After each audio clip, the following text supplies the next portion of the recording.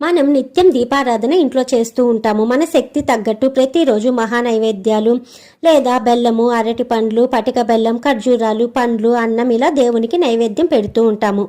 అలా పెట్టిన నైవేద్యాన్ని మనస్ఫూర్తిగా చెప్పండి, ఎంతమంది ఇంట్లో ప్రసాదంగా స్వీకరిస్తున్నాం? ఏదో కొంత శాస్త్రానికి అలా తినేసి మిగతా పడేస్తుంటారు పక్క రోజు. చాలా మంది ఇలా చేస్తూ ఉంటారు కదండి. అలా అసలు చేయకూడదన్నమాట. మనం దేవునికి పెట్టిన నైవేద్యము కొంచెం దేవుడి దగ్గర పెట్టేసి మిగతా వాటిని తీసుకొని మనం తినాలి. అలానే దేవుడి దగ్గర పెట్టేయడం లేదా పడేయడం పక్క రోజు అలా చేయకూడదండి.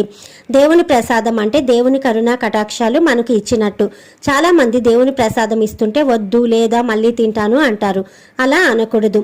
దేవుడు వరం ఇస్తే వద్దు మళ్ళీ తీసుకుంటాను అంటామా అండి? అలాంటిదే ఈ దేవుని ప్రసాదం కూడా. కాబట్టి దేవుని ప్రసాదం దేవుని కటాక్షం వరం లాంటిదే అని భావించి తక్కువగా ప్రసాదం దేవుని దగ్గర పెట్టినా లేదా ఎక్కువ పెట్టినా పూర్తిగా మీరు